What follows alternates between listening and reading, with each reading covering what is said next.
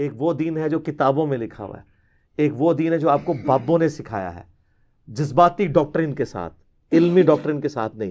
یہی وجہ ہوتی ہے کہ جب وہ آپ مناظروں میں بڑے شوق سے جاتے ہیں، آگے سے کوئی بات کرتے ہیں آپ کے علماء بھی ہیں کر کے بیٹھ جاتے ہیں، ان بیچاروں کو پتہ ہی نہیں ہوتا کہ کس لیول کا دھوکہ دیا گیا ہے ان کو۔ اور ایون یہ ایسے دھوکہ باز بھی ہوتے ہیں چونکہ آپ نے پڑھا ہوا نہیں ہوتا، وہ چیزیں جو ان کے خلاف ہوتی ہیں وہ آپ کو اپنے حق میں پیش کر رہے ہوتے ہیں۔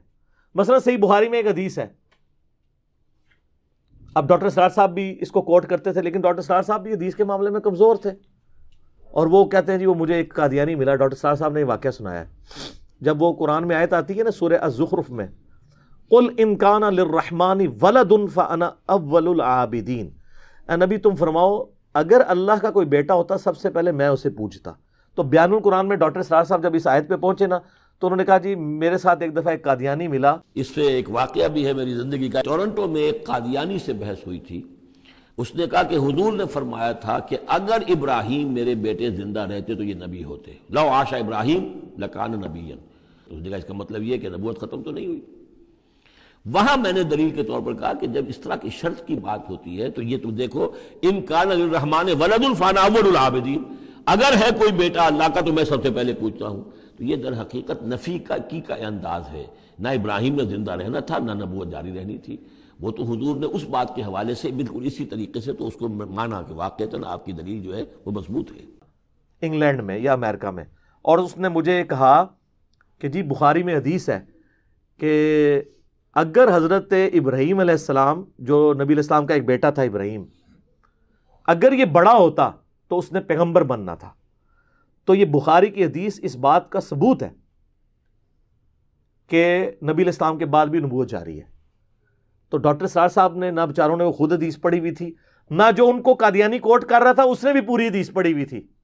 تو ڈاکٹر اسرار صاحب نے کہا کہ پھر میں نے اس کو قرآن سے جواب دیا کہ یہ بفرض محال ہے، جیسا کہ قرآن میں آیا قل ان کان للرحمن ولد فانا اول العابدین۔ لیکن کاش ڈاکٹر اسرار صاحب یا وہ قادیانی خود وہ پڑھ لیتا نا تو اس کو پتہ چلتا یہ تو ختم نبوت کے حق میں دلیل ہے۔ وہ حدیث یوں ہے کہ عبداللہ ابن ابی اوفا رضی اللہ تعالیٰ عنہ صحابی کہتے ہیں 86 ہجری میں فوت ہوئے ہیں، نبی الاسلام کے بعد 75 ایئرز زندہ رہے ہیں۔ ان سے کسی نے آ کے پوچھا کہ کیا آپ نے اللہ کے نبی کے بیٹے کی زیارت کی ہوئی ہے؟ انہوں نے کہا ہاں میں نے نبی الاسلام کے بیٹے ابراہیم کو دیکھا ہے جو بڑی چھوٹی عمر میں فوت ہو گیا تھا، اور اگر وہ زندہ رہتا تو وہ پیغمبر ہوتا۔ بس اتنی یہ لوگوں نے سنی ہوئی ہے۔ اس کے آگے پتہ کیا لکھا ہے؟ وہ کہتے ہیں چونکہ نبی علیہ السلام آخری پیغمبر ہے اس لیے اللہ تعالیٰ نے ان کے بیٹے کو جوانی تک پہنچنے ہی نہیں دیا، اس سے پہلے ہی موت دے دی۔ ختم نبوت کی وجہ سے ان کا بچہ بچپن میں فوت ہو گیا، چونکہ اللہ کے نبی کے بعد کوئی نبی نہیں آنا تھا، اس لیے ابراہیم ابن محمد کو اللہ نے بچپن میں موت دے دی۔ تو یہ تو ختم نبوت کے حق میں دلیل تھی۔ تو وہ آدھی وہ بخاری میں لکھا ہے کہ ابراہیم اگر زندہ رہتا تو وہ نبی بنتا۔ آگے بھی تو پڑھو، عبداللہ ابن ابی اوفا کیا کہہ رہے ہیں کہ وہ بچہ فوت اس لیے ہوا ہے کہ چونکہ ختم نبوت ہو چکی ہے تو آپ کا بچہ جوانی کو پہنچے گا نہیں۔ اب آپ کو وہ آیت سمجھ آئے گی، سورہ الاحزاب آیت نمبر 40، ما کان محمد ابا احد من رجالکم ولکن رسول اللہ وخاتم النبیین۔ محمد تم مردوں میں کسی کے باپ نہیں ہے، ان کا کوئی بچہ مرد نہیں بنے گا، کیونکہ مرد بنتا تو پیغمبر بھی ہوتا، پروٹوکول دیتا نا اللہ۔ اگر ابراہیم کا بچہ پیغمبر ہے تو محمد رسول اللہ کا بچہ پیغمبر کیوں نہ ہوتا؟ تو اللہ تعالیٰ نے کوئی بچہ جوانی تک جانے نہیں دیا، کسی مرد کے باپ نہیں ہے، نہ زید ابن محمد جن کو کہا جاتا تھا ان کے باپ ہے، نہ کسی اور مرد کے باپ ہے، ولیکن رسول اللہ وخاتم النبیین، وہ تو اللہ کے رسول ہیں اور نبوت کی مہر ہے، اور مہر ڈاکومنٹ کے اینڈ پہ لگائی جاتی ہے، اس کے بعد سیل آف دا پروفٹ بھی ہے اور سٹیمپ آف دا پروفٹ بھی ہے۔ یہ خاتم اور خاتم کا جو فرق کرتے ہیں، اس پہ احادیث کے حوالے سے میرے کلپس ریکارڈڈ ہیں، وہ آپ دیکھیں، آپ کو معاملات کلیئر ہو جائیں گے کس طرح دھوکہ دیتے ہیں۔ پھر وہ بخاری سے ایک دفعہ نا کچھ قادیانی آئے نا، وہ کہتا ہے نہیں بخاری میں غلام احمد قادیانی کی پریڈکشن ہے۔ میں کہا جی کتنے ہے؟ کہتے نہیں بخاری میں ہے۔ اب وہ حدیث بخاری مسلم دونوں میں ہے کہ نبی علیہ السلام نے وہ جی سیدنا سلمان فارسی سے فرمایا تھا کہ اگر دین ثریا ستارے کی چوٹی پہ بھی ہوتا نا تو فارس کے لوگ وہاں سے حاصل کر لیتے۔ تو میں نے کہا اس میں غلام احمد قادیانی، وہ کہتے ہیں نہیں غلام احمد قادیانی بھی پیچھے سے جو ہے نا وہ فارس کے رہنے والے تھے، تو یہ ان پہ فٹ ہوتی ہے۔ اچھا ہمارے حنفی بھائی جو ہے نا وہ امام حنیفہ پہ فٹ کرتے ہیں اسے، اور جو حنفی قادیانی بھائی ہیں، یہ میں حنفیوں کو برا نہیں کہہ رہا کیونکہ غلام احمد قادیانی خود حنفی تھا، ان کے ماننے والے بھی فقہ حنفی کے مطابق چلتے ہیں. We follow generally Imam Abu Hanifa's fatwa were very largely accepted by the ulama, and unless we find reasons to disagree with him, we would generally follow the fiqh Hanafiya. Investigate personally, directly. The overbearing principle should be that you follow Hazrat Imam Abu Hanifa. This is the entire attitude of Jamaat Ahmadiyya. اور میرے پاس ایک تبلیغ جماعت کے بھائی ہیں، وہ آپ نے میرے بھائی کو گمراہ کر دیا ہے، وہ قادیانیوں کے طریقے پہ نماز پڑھتا ہے. میں نے کہا کیسے؟ وہ کہتا ہے وہ ایسے ایسے کرتا ہے.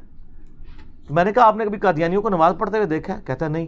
میں نے کہا ابھی چلتے ہیں، اگر قادیانی آپ کے طریقے پہ نماز پڑھ رہے ہوئے تو قادیانی آپ کے بھائی، اور اگر ہمارے طریقے پہ پڑھ رہے ہو تو ہمارے بھائی. کہتا نہیں چھوڑیں. تو یہ دیکھ لیں، قادیانی سر بغیر رفع الیدین کے ناف کے نیچے ہاتھ باندھ کے نماز پڑھتے ہیں. اسی لیے میں کہتا ہوں جو رفع الیدین شروع کر دے بخاری مسلم میں دیے ہوئے طریقے پہ نماز، وہ نہیں قادیانی ہو سکتا، کیونکہ نماز کا ہی ڈفرنس ہے. تو وہ حنفی قادیانی، اس لیے میں کہہ رہا ہوں. تو وہ کہتا ہے جی وہ ذکر ہے، موجود ہے. میں نے کہا جی میں تمہیں اب حدیث پڑھاتا ہوں. حدیث پوری پڑھی. میں نے کہا دیکھو اس میں کہاں ذکر ہے؟ اس میں تو لکھا ہوا ہے کہ نبی علیہ السلام نے اپریشیٹ کیا سلمان فارسی کو کہ وہ پہلے آتش پرست تھے، پھر یہودی ہوئے، پھر عیسائی ہوئے، پھر نبی علیہ السلام کے بارے میں سنا، اتنی دور سے فارس سے، ایران سے نبی علیہ السلام کے قدموں میں حاضر ہو کے مسلمان ہوئے. تو آپ علیہ السلام نے ان کے کندھے پہ ہاتھ رکھ کے کہا کہ یہ فارس کے لوگ تو اتنے انٹلیکچوئل ہیں کہ اگر دین سریا ستارے کی چوٹی پہ بھی ہوتا وہاں سے بھی حاصل کر لیتے. یعنی وہ سلمان فارسی کی تعریف حضور کر رہے تھے اور فارس کے رہنے والے لوگوں کی تعریف کر رہے تھے. اس سے غلام القادیانی کی نبوت کہاں سے ثابت ہو گئی؟ اور امام حنیفہ رحمہ اللہ تعالی اگرچہ ان کے باوجداد بعد میں فارس میں شفٹ ہوئے تھے، لیکن پیچھے سے افغانستان کے تھے. اور جو پیورلی ایران کے رہنے والے ہیں وہ تو ہمارے امام ہیں، امام مسلم بن حجاج القشیری المتوفا 261 ہجری، جن کی کنیت ہے ابو الحسین. یہ قشیریہ قبیلہ ہے اور ان کے ساتھ لکھا جاتا ہے قشیری نیشا پوری. نیشا پور آج بھی ایران کا شہر ہے، جا کے لکھ لیجئے گا، گوگل میں لکھے نیشا پور کہاں پہ ہے، ایران کا. تو یہ امام مسلم پہ فٹ ہوتی ہے اگر سلمان فارسی کے بعد کسی کے اوپر فٹ ہوتی ہے کہ وہ دین سریا ستارے کی چوٹی پہ بھی ہو. تو دیکھیں امام مسلم کہاں سے اٹھے ہیں؟ اسلام وہاں سے، اور پھر کتاب لکھی.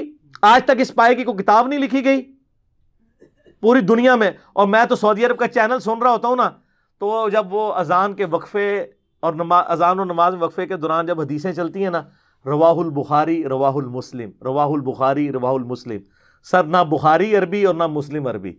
امام بخاری رشیا کے رہنے والے، بخارا سٹی آج بھی ہے. امام مسلم ایران کے رہنے والے، نیشا پور سٹی آج بھی ہے. امام ترمذی افغانستان کے رہنے والے، ترمذ آج بھی اسٹیشن ہے. امام ابو داؤد بھی افغانستان کے رہنے والے. امام حاکم وہ بھی نیشا پوری ہیں، وہ بھی ایران کے رہنے والے، جنہوں نے المستدرک للحاکم لکھی ہے. سر پھر دیکھ لینا، نبی علیہ السلام نے فرمایا تھا، بخاری مسلم میں حدیث ہے، جو لوگ یہاں پہ موجود ہو، منا کے اندر بھی خطبہ دیا، اس کے بعد حجۃ الوداع کا خطبہ عرفات میں، میرا یہ پیغام ان لوگوں تک پہنچا دینا جو یہاں پہ موجود نہیں. بسا اوقات جسے بات پہنچائی جا رہی ہوتی ہے وہ زیادہ یاد رکھنے والا ہوتا ہے بنسبت اس کے کہ جو بات پہنچا رہا ہوتا ہے. تو محدثین جب یہ حدیث پڑھا کرتے تھے کہتے تھے صدق رسول اللہ، رسول اللہ نے سچ فرمایا تھا، اللہ نے خدمت ہم اجمیوں سے لی ہے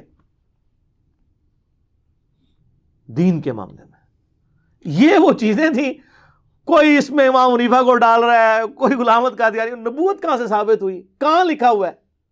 یہ اسی طریقے سے ہے جیسے وہ کہتے ہیں جی تراویح کتنی ہوتی ہے؟ 20. کیوں تراویح؟ وی آ گیا وچ پنجابی والا، اے بس تراویح والے دلائل ہوندے نے انہاں دے. علمی دلائل ان کے ہوں گے جو جھوم کے کہیں گے کیا کہ نہ میں وابی نہ میں بابی، میں ہوں مسلم علمی کتابی. اور باقی یہ جو ہمارے آج کل نوجوانوں کو بڑے مناظرے کرنے کے شوق پڑے ہوئے ہیں، ہمیں بھی یہاں پہ لوگ فون کر رہے ہیں، کوئی آیت دسو جی حدیث جی، وہ قادیانی والا مناظرہ ہو رہا ہے. اللہ کے بندو، آپ کو قرآن و حدیث کا کوئی پتہ ہی کچھ نہیں ہے، آپ کو اپنا بیسک نالج نہیں ہے. آپ نے کیا جا کے کھے اور مٹی جا کے الٹا نقصان ہی کر کے آ جائیں گے. تو خدا کے لیے پہلے خود ایجوکیٹ ہوں، آپ یہ علم حاصل کریں کہ قادیانیت کے ساتھ ہمارا بیسک اختلاف کیا ہے. پھر آپ کو یہ پتا چلے گا کہ ہم نے ان تک بات کیسے پہنچانی ہے. جو بات آپ کو خود کلیئر نہیں ہے، آپ چلے لوگوں کو سمجھانے کے لیے. تو اس کے لیے میں آپ سے ریکویسٹ کروں گا یوٹیوب کے اوپر آپ قادیانی اور ساتھ انجینئر محمد علی مرزا لکھیں تو میری کئی ایک ویڈیوز کھلیں گی جن میں میں نے ان کے ایشوز کو ریزالو کیا ہے کہ وہ یہ کہتے ہیں، اس بنیاد پہ ہم ان کا رد کرتے ہیں، یہ چیز علمی طریقے سے، جذباتی طریقے سے نہیں، مار کٹائی کے طریقے سے نہیں، صرف نعرہ بازی کر کے نہیں، اور فیس بک کے اوپر صرف خالی پیجز بنا کے نہیں، بلکہ سچائی کے ساتھ ان تک ان کی گمراہی ان پر واضح کرے تاکہ ان کی آنے والی نسلیں اسلام کے اندر داخل ہو جائیں۔